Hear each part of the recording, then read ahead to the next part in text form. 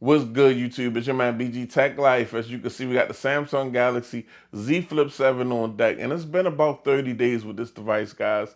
And after these 30 days, I can tell y'all this device is the one. So let's get in this video so I could explain to you what I mean when I say this Galaxy Z Flip 7 is the one.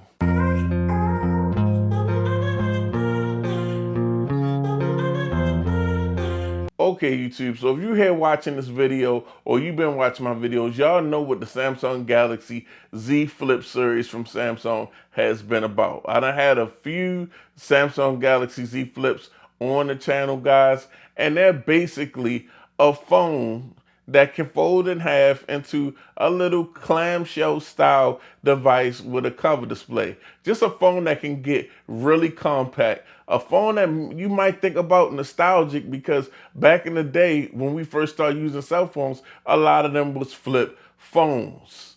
So as time goes along, Samsung has been working on this design, engineering and re-engineering the flip because with it being a flip phone, it has certain caveats.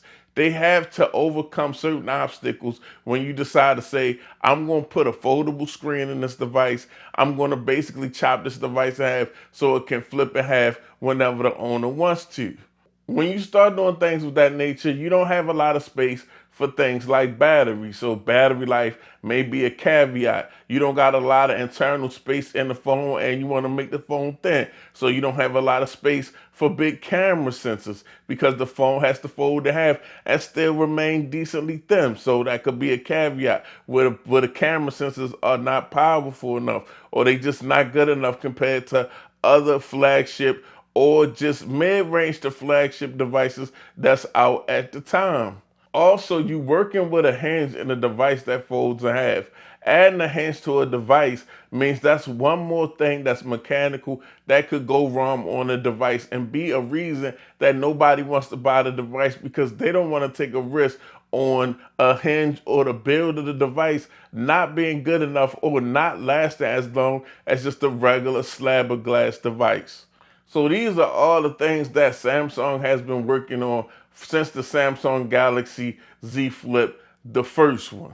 But now as somebody that's used the Samsung Galaxy Z Flip 7 on a regular, I feel like there's so many improvements on this device and this device has been so smoothed out that is just as good as a slab of glass device. No, it's not going to be the best slab of glass device. It's not going to be the ultra slab of glass device, but it's competitive, whereas though you could buy a Samsung Galaxy Z Flip 7, use it as your daily driver, and be happy in a lot of situations. Now, first and foremost, guys, when it comes to the Samsung Galaxy Z Flip 7, I feel like Samsung really did their thing with the cover display this year. My last Samsung Galaxy Z Flip was the Z Flip 5. It did have a bigger cover screen, but the Z Flip 7 has the ultimate cover screen where it actually goes or passes by the camera sensors. It's completely almost bezel-less.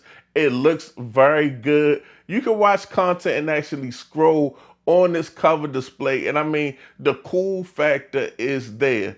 Now, when you're making a flip device, you got to make the cover screen substantial enough that people actually want to use it. And this one is perfect to use. You can scroll, you can watch content, you can use it for a music player. So many ways you could use this cover display and it feels really handy and dope. So that's a W for Samsung. This cover display is definitely something that somebody want to utilize or show off. So it's giving a person a reason to want to buy the flip. Also, I'm going to say the build, guys. The build on the Z Flip 7 feels really quality. It's an aluminum build, but it's definitely a sturdy build. And the most important part of the build, the hinge, works really well. It almost has a snapping mechanism when you open it up. When you open it up, the hinge feels nice and tight. A lot of times I've had previous flips where it felt like the hinge started to get weak immediately. It almost felt like the flip had a broke back. I wasn't feeling that at all, but now that the hinge opens and snaps into place and it feels sturdy, I love the way that they built this device. I don't feel like I'm holding something substantial or something that's cheap or weak. Now, I must say, guys, it was a well-needed step up for the main shooter. The main shooter, a 50 megapixel camera sensor, and also you get a 12 megapixel ultra wide. Now, Samsung does have a newer 50 megapixel ultra wide sensor that I wish was on this device. So we will have a 50 megapixel and a 50 megapixel shooter on the Samsung Galaxy Z Flip. But just this 50 megapixel sensor itself does do a great job in lighting. Now I will say you can get some great pics on a nice day. The only thing I say about the 50 megapixel sensor on the Samsung Galaxy Z Flip 7 is as you start to lose light, as it get dark outside, the night shots get pretty weak and you start to see more noise.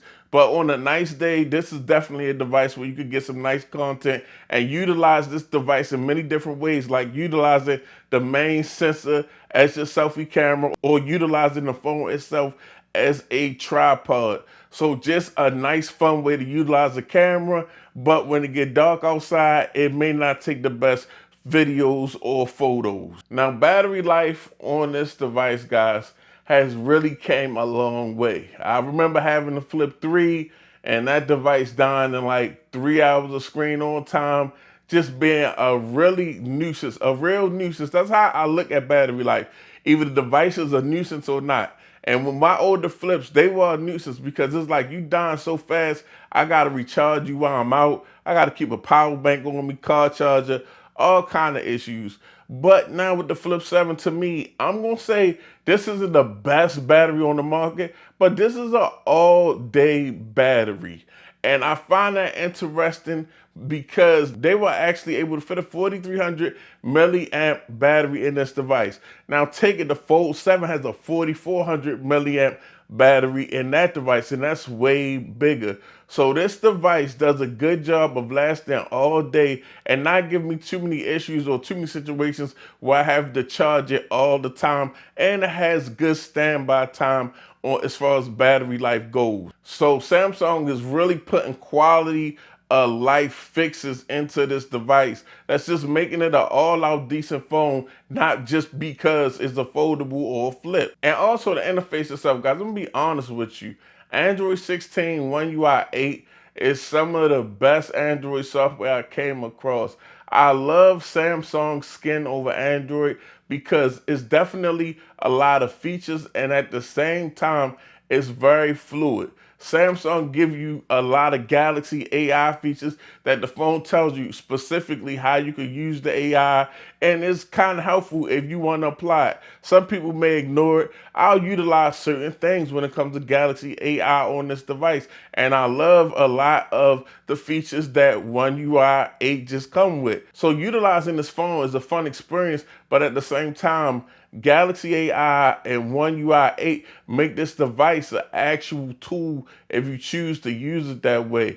With some of the voice memo features and the translating features, I think is dope. And that is a difference this year because this device is not powered by a Snapdragon processor like all the other Samsung devices this year. This is actually powered by the Exynos 2500 processor, which is honestly not as powerful as the Snapdragon 8 Elite processor, but the Snapdragon 8 Elite processor is so powerful that I doubt anybody that really uses that processor uses it to its full capability. It's that powerful. So I'll say the Exynos 2500 is not as powerful as that processor, but it's no issue. It's nothing that I wanted to do on this device that I couldn't do. This device is very smooth, fluid. Everything runs like a clock on this device. It hasn't been heating up on me, or I haven't been having issues doing anything that I wanted to do. I do some light gaming. I do phone stuff. I don't do anything crazy on this phone.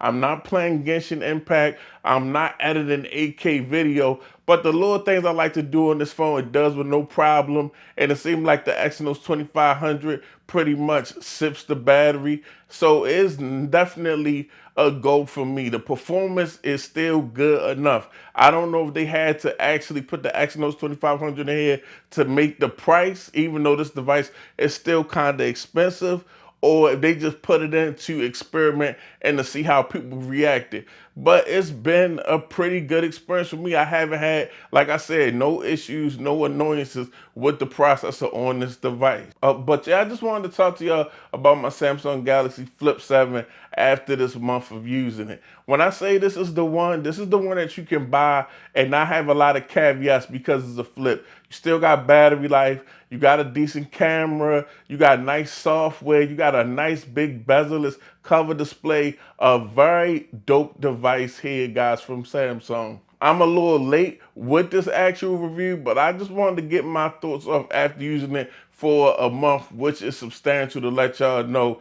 this is definitely a nice pickup right here. It's your boy BG Tech Life from my Samsung Galaxy Z Flip 7. Thanks for watching. If you're not subscribed, get subscribed. I'm out. Peace.